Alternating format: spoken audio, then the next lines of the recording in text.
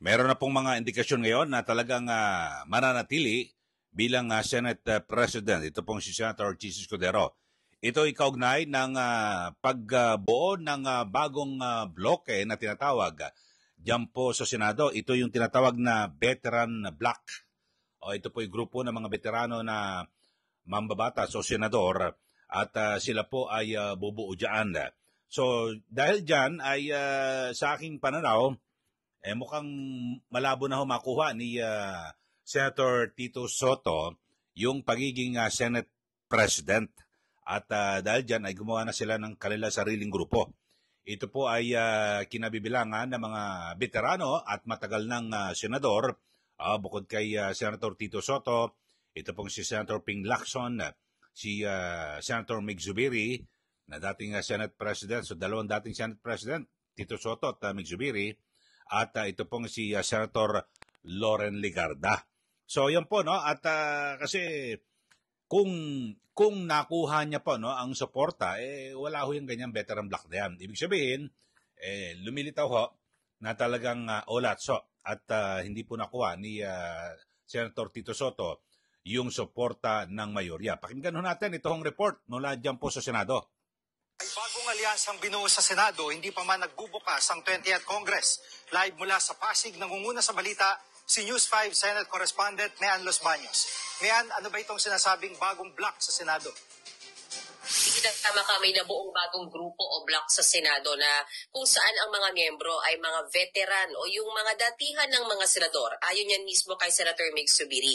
Bukod daw sa kanya, ang mga miyembro parang tatawag nilang veteran block ay si Senator Loren Legarda at returning senators Tito Soto at Ping Lacson. Jiggy, nauna nang sinabi, diba, ni Senator Zubiri na hindi siya komporme at hindi siya masaya sa kasalukuyang liderato at ang minamanok niya talaga na tumakbo at muling maging Senate President si Senator Tito Soto. Pero, nauna ko na rin sa yung na-report Jiki, nung mga nakaraang araw na sinabi nila Senator Joel Villanueva at Senator Alan Cayetano na kung ngayon gagawin yung botohan para sa leader ng Senado, merong mayorya o may sapat na boto sa Senate President Jesus Cordero para manatiling leader ng Senado. Pero ang sabi dyan ni Senator Zubiri, marami pang pwedeng mangyari mula ngayon hanggang sa July 28, yung opening ng 20th Congress. Gayon man, manalo o matalo daw sila, mananatili ang kanilang bloke o itong bagong tatag na bloke nila sa Senado, Jiggy.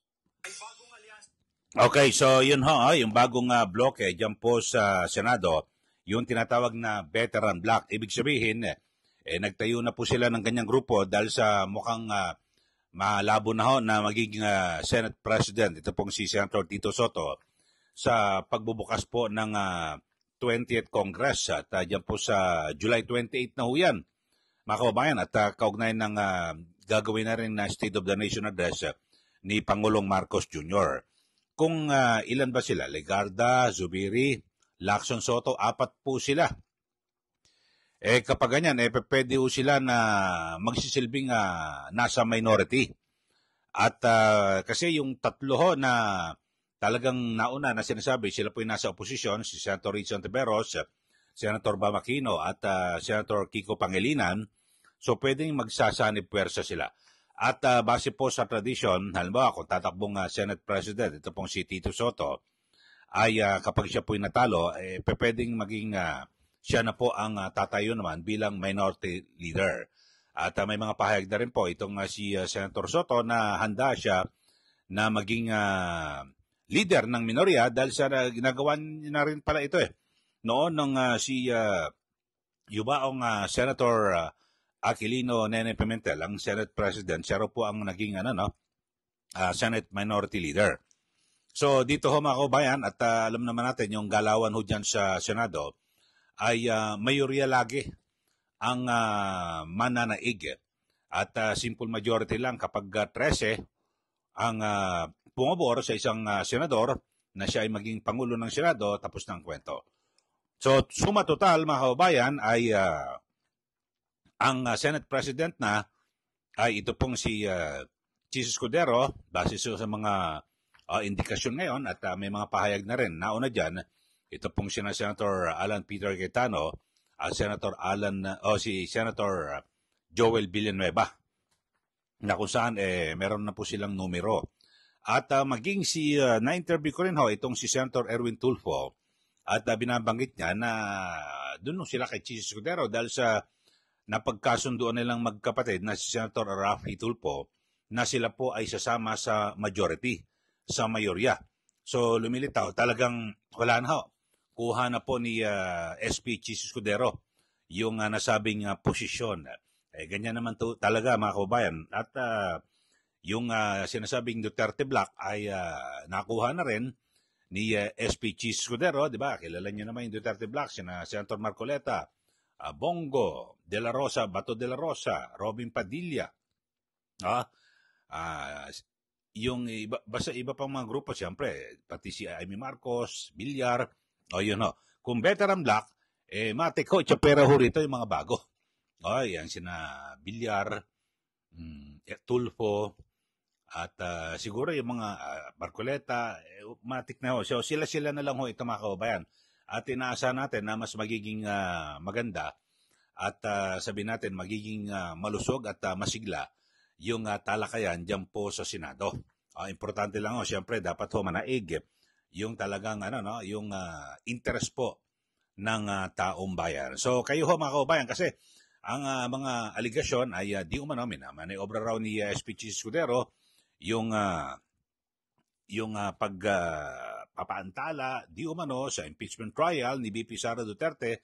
Pero ako naniniwala ko dito kay SP Chis kasi abogado rin ho ito mga kababayan, at matitindi ho ang mga magsasanib puwersa dito po sa mga abogado. Yung veteran Black, parang walang abogado huro doon, ni isa man. Kasi si Senator Lacson, hindi naman abogado, naging general. Si Senator Tito Soto, hindi rin abogado. Si Senator Mig Zubiri, hindi rin abogado. Di ba? Tapos si Senator Ligarda, hindi naman abogado, broadcaster. So yung apat na veteran Black ay hindi abogado. Bawal ang abogado sa kanilang grupo. Mga kababayan. Ganyan man, ay siyempre hindi rin matatawaran yung kanilang talino at galing dahil sa marami na sila napatunayan, matagal na rin po sila na naging mambabatas.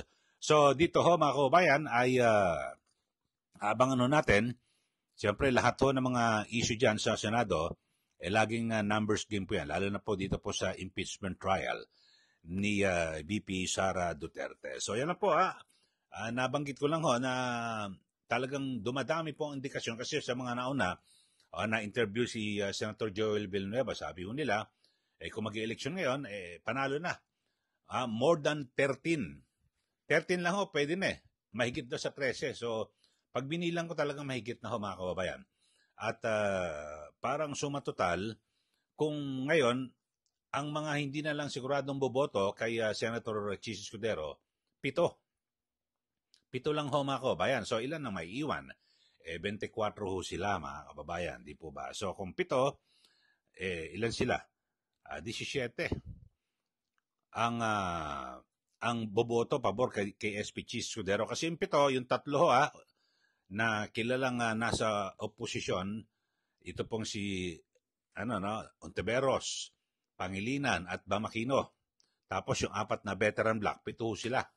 So yung naiwan, nandun ako kay SPG. So yun po, maliwanag na ho mga kababayan. At at least wala na ho ngayong labanan. At kasi ako naramdaman ko rin yung ganyang mga indikasyon nung nagsimula ng umatake at bumatikos at questionan birahin ni Senator Soto yung mga galawan noong 19th Congress. So doon ho nalaman na ho natin na tapos na ang boxing.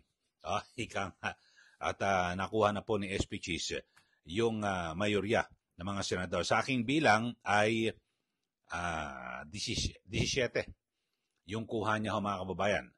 Kasi 7 lang ho. 3, Bamakino, Pangilinan, Ontiveros, tapos yung veteran Black na 4. So wala ho. Okay na ho. Tapos na ang boxing. At abangan natin kung maninindigan ito pong si SP Chis Escudero, isa mga naunang naging pahayag niya sa 19th Congress. At na kung saan talagang pwedeng ma-dismiss yung kaso ho na impeachment laban kay VP Sara Duterte kapag meron pong nagmosyon at magbibilangan. Ulitin natin, numbers game, kapag simple majority lang kapag 13 ang pumabor, tapos na ang boxing. Paano 17 sila? O 17, wala na ho, tapos na. At mukhang ang mangyayari ho dyan ay hindi na po matutuloy. Ito hong impeachment laban po kay BP Sara Duterte.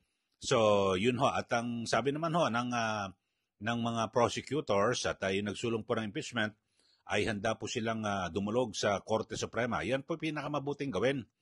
Kaysa magsasabi ho yung mga mambabatas at yung mga sinasabing mga legal expert na labag daw po sa konstitusyon. Kung labag ho yan sa konstitusyon, wag ho kayong magdada. Wag ho kayong magtatalak sa media o kung sa anuman, punta na ho kayo sa Supreme Court. O kasi ang Supreme Court ang magdidesisyon kung yan ba ay labag o hindi sa ating saligang batas. Yun po. At sinasabi nga, yung una, mukhang sa gagawing impeachment case na yan, yung issue na yan, uunahin dapat muna yung jurisdiction. May jurisdiction ba ang Senado para dinggin ito pong kasong ito, sabi nga ni Senator Alan Peter Cayetano. So abangan natin mga kababayan. So ang bilang ko ho ay 17 ang nasa kampo ho ni Senator Chis Escudero, 17 silang lahat. So 7 ho ang nasa opposition. So malabo na ho. Hindi po nila kakayanin na makabuo ng isang desisyon na ibabasura o hindi, i-acquit o i-convict ito pong si BP Sara Duterte sa impeachment court. Yan lang ho. Okay, so kayo po, ano yung pananaw nyo mga kababayan? At dito ho sa isyong ito. So malabo na ho, no? Kung 17 na po ang mayorya, sila na po masusunod. Kasi bilangan ho yan, laging bawat may issue pwedeng mabutuhan. Simple majority, 13 lang ho. Okay, so comment na ho kayo mga kababayan dito po sa ating pinag-uusapan at ang sumatotal, ang gagawin ho natin, yun na ho, kuha na po ng mayorya sa pangunguna ni SP Chis Escudero ang Senado at kung hindi po ba magbabago ang ihip ng hangin. At ito pong si Senator Chis Escudero sa kanyang mga naunang paninindigan noong 19th Congress, kaugnay dito po sa impeachment case ni BP Sara Duterte. Hoy, sa mga bago lang po sa ating channel, subscribe na po kayo dito po sa ating channel at huwag niyo rin pong kalimutan na i-share at i-like. Muli, ito po si Kaeli. Magandang araw po sa ating lahat.